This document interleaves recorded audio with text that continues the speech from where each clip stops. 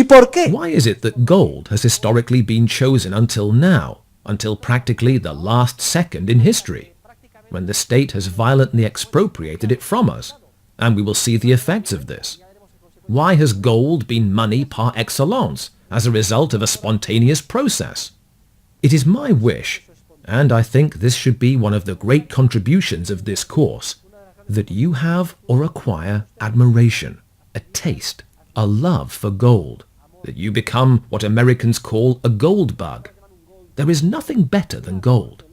The truth is that to a greater or a lesser extent, from the time we are small, and without realizing it, we all learn to respect and value gold. When we want to show our love or affection, we give the person we love a gold ring or medallion.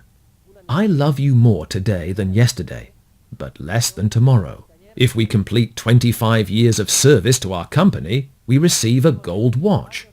Gold is what we value most. So, despite all the effort public authorities and statists have made to expropriate our private money, they have not managed to do away with even this atavistic attraction gold exerts on us. And why?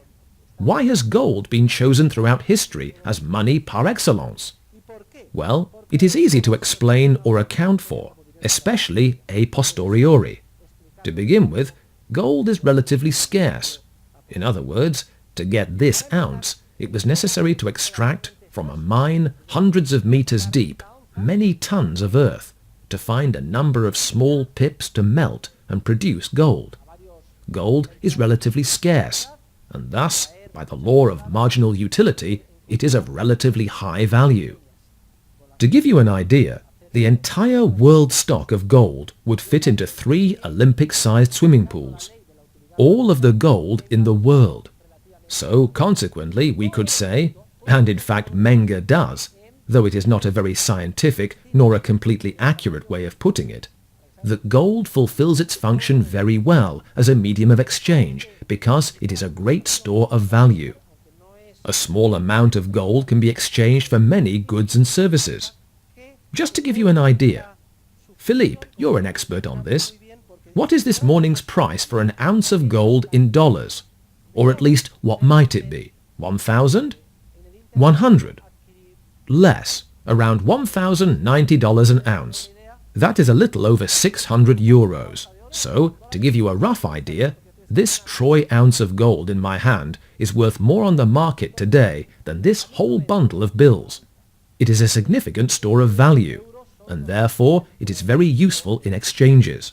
Imagine you are going to buy a car. So, how many thousands of euros does the car cost? Let's say it costs 20,000 euros. Well then, with 30 or 40 gold coins, you can buy the car. Now, what if you had to pay in head of livestock? Just imagine the commotion. Or if you had to pay in wheat.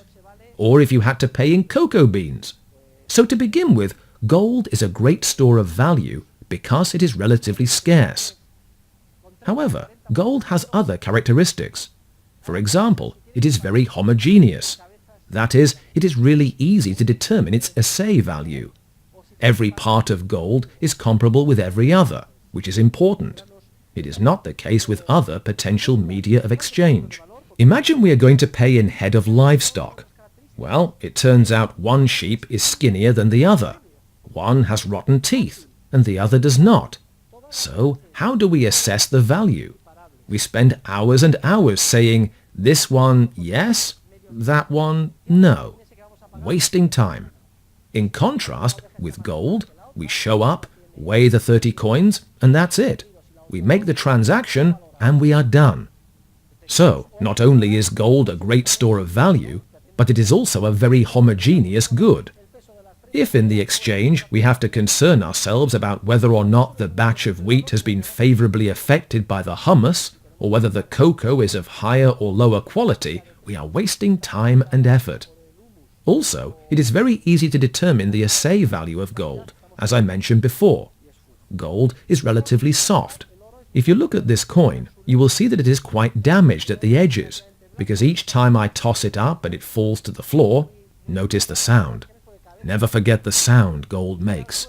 It is damaged. It is dented. Not only is gold very homogeneous, but it is also really easy to determine its assay value.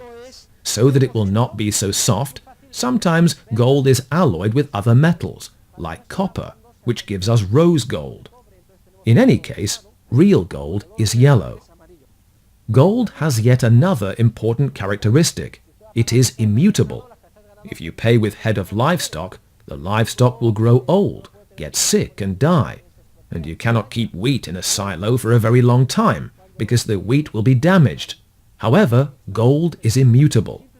When a galleon is discovered and its treasures are found, it is only necessary to brush off anything that has adhered to the gold over those hundreds of years the ship was under water, and the gold will shine like before and regain its original elegance, because gold does not rust. Gold is immutable. Almost nothing attacks it, and all of these characteristics have come together to make gold mankind's chosen medium of exchange throughout history.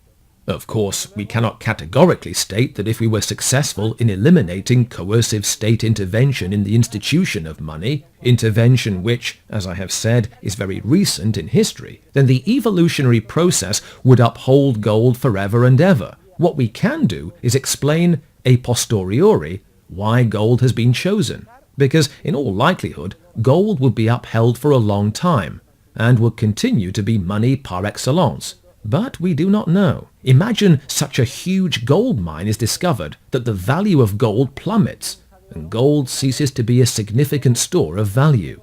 Well then, perhaps the evolutionary process would move toward another monetary unit, for example, diamonds. But diamonds are more problematic. If a diamond has even a tiny defect, which is invisible to the naked eye, and can only be seen with a microscope, that is enough to cut the value in half. Think about that. So, in a free environment without coercive state intervention, it is difficult to imagine gold ceasing to be, at least in the foreseeable future, money par excellence, as it has been up to now, and gold is key. Take note, I put gold on the same level as such vital social institutions as the family. Gold is just as important, because when the currency is destroyed, the process of social cooperation, which consists of exchanges, is destroyed as well, and therefore civilization is placed in jeopardy. Gold is essential to our lives, like the institution of the family, and the rest of the social institutions we have mentioned. So, starting today, I hope you will admire, love, defend and fight for gold. Do not forget this lesson, because it is essential. Meanwhile, what is this? This is a piece of garbage. Look, you are not going to compare a disgusting piece of paper with a gold coin, are you? Nah, this is nothing. What is this? This is a sham. Here, take a look. Compare. You prefer the 5 euros? Right now, you prefer the 5 euros. What kind of brainwashing have the authorities subjected us to if we prefer a colourful piece of paper to a gold coin?